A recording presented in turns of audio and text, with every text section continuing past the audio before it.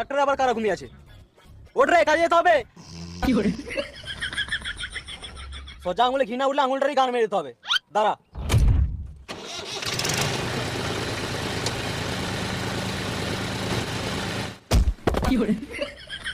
কেবে কেবে শান্তিতে ঘুমাতে দিলি না?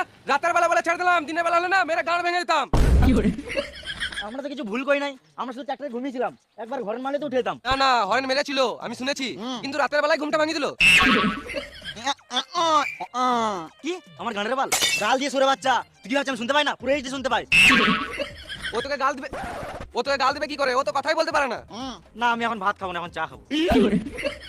সালাম মামুনি।